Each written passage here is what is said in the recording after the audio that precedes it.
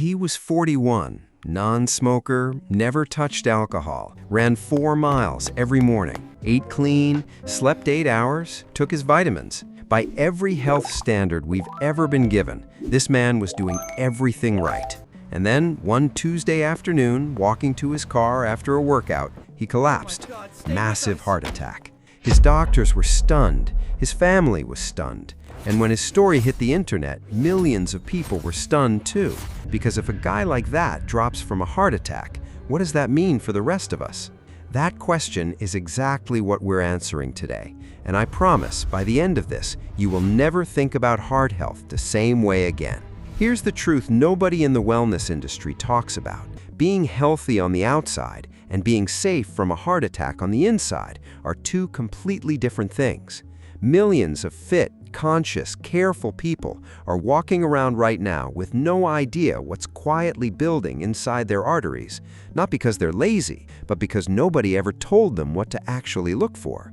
The first massive thing almost everyone misses is chronic inflammation. Not the kind you feel after twisting your ankle, but low-grade, silent inflammation burning inside your arteries for years without a single symptom. You cannot feel it. Your basic blood test will not catch it. But this inflammation damages the inner lining of your arteries, makes your blood stickier, and creates the perfect environment for plaque to build up and rupture.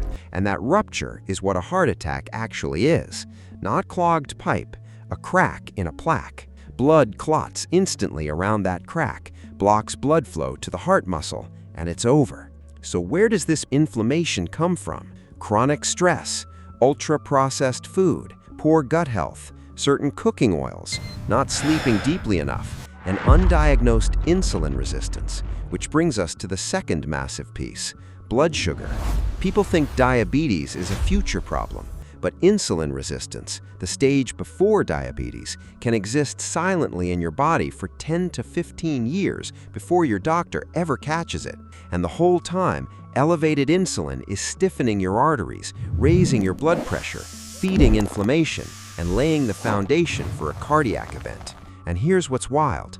Even people who exercise regularly and eat what they think is a healthy diet can have insulin resistance if they're eating too many refined carbs, snacking constantly, or sleeping poorly. Which brings us to sleep. Sleep is criminally underrated in this conversation. Research from Harvard and Stanford consistently shows that sleeping fewer than 6 hours a night doubles your cardiovascular risk. And even if you're in bed for 8 hours but sleeping poorly, waking up repeatedly, snoring heavily, dealing with undiagnosed sleep apnea, your cortisol and blood pressure spike during those disrupted cycles and do real, measurable damage to your heart over time. Sleep apnea alone affects around 30 million Americans, and most of them have no idea they have it. You can run 5 days a week and quietly erase much of that benefit if your sleep is broken every single night. Now, here's one that will surprise the fitness crowd. Over-exercising, specifically chronic, intense cardio without adequate recovery. Studies following marathon runners and Ironman triathletes have found elevated coronary artery calcification and scarring of the heart muscle in athletes who pushed extreme training volume without enough rest. The body treats excessive exercise stress the same as any other chronic stress. It raises cortisol, it triggers inflammation, it breaks things down instead of building them up. The research-backed sweet spot is 150 to 300 minutes of moderate to vigorous activity per week, not 2-a-days every day. Let's talk about micronutrients, because this is where a lot of so-called healthy people fall apart silently. Magnesium is involved in over 300 processes in the body, including regulating heart rhythm and blood pressure. Studies estimate nearly half of Americans are deficient. Standard blood tests won't accurately show it because your body pulls magnesium from your bones to keep blood levels looking normal. Vitamin K2 is the nutrient that directs calcium into your bones and keeps it out of your arteries. Without enough of it, calcium deposits inside arterial walls and makes them rigid and prone to rupture. Most multivitamins don't contain K2, And the omega-3 to omega-6 ratio is completely out of balance in most people because of vegetable oils and processed foods. The ideal ratio is around 4 to 1. The average American is running at 20 to 1. That imbalance is powerfully pro-inflammatory, and most people have no idea it's happening inside them. Here's something that almost no standard physical checks: advanced lipid testing. The cholesterol test most people get shows total cholesterol, LDL, HDL, and triglycerides, but not all LDL is the same. Small, dense LDL particles are the dangerous ones. They penetrate arterial walls, they oxidize easily, and they drive plaque formation far more aggressively than large, buoyant LDL. You can have a completely normal LDL number and still have an extremely dangerous particle profile. Ask your doctor for an NMR lipo profile by name, and ask about Lp(a), a genetic variant of LDL that up to 20% of the population carries at elevated levels. It dramatically accelerates plaque buildup. It doesn't respond much to lifestyle changes, but if you know you have it, you can aggressively manage every other risk factor around it. Most people never find out their Lp(a) because nobody ever checks it. And then there's high-sensitivity CRP, a direct measure of systemic inflammation, one of the most important cardiovascular tests you can get, and one of the least frequently ordered in routine checkups. A major clinical trial called the Jupiter study proved that people with normal LDL but elevated CRP had dramatically reduced cardiac events when inflammation was treated. The inflammation was the signal, not the cholesterol. Now, the one that almost nobody brings into the heart health conversation, but absolutely belongs there: chronic psychological stress. This is not soft, this is biological.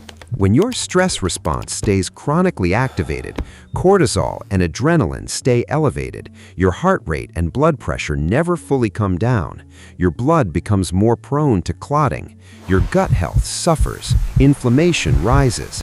And the risk isn't feeling stressed once in a while. It's having no off switch. It's the person waking up at 3 a.m. about work, the person who hasn't truly relaxed in 2 years. That sustained, unrelenting state does real, permanent cardiovascular damage that no amount of morning runs can fully undo if the stress engine never stops. And loneliness. Multiple large studies now show chronic social isolation increases cardiovascular disease risk by nearly 30% and stroke risk by 32%. The biological mechanisms are real. Lonely people have higher inflammatory markers, worse sleep, disrupted blood pressure regulation. This is not a lifestyle topic. This is a cardiology topic. So here's what all of this adds up to. If you are relying on looking healthy, feeling healthy, and exercising regularly as your measure of cardiovascular safety, you are working with an incomplete picture. The most important things you can do right now are to get your fasting insulin checked, not just fasting glucose. Get your Lp(a) tested at least once in your life. Get a high-sensitivity CRP to see your actual inflammatory state. Get an advanced lipid panel with particle sizing. If you snore heavily or feel exhausted after a full night of sleep, get a sleep study. And stop treating chronic stress as a personal weakness. Treat it as the cardiovascular threat the science says it is. The man from the beginning of this video, he survived. And when they ran the full workup on him after, they found elevated Lp(a) he never knew about, a dangerous small dense LDL pattern invisible on his standard test, chronically elevated CRP, and undiagnosed sleep apnea. Every single one of those things was quietly building toward that parking lot moment for years. Every single one was detectable. None of them showed up on a basic annual physical. None of them had symptoms he would have noticed. The tests exist. The knowledge exists. What's been missing is someone telling you directly that your annual checkup is not enough, and that the version of heart health that actually keeps you alive is not about how fit you look. It's about knowing what is genuinely happening inside those arteries right now. Get the right tests.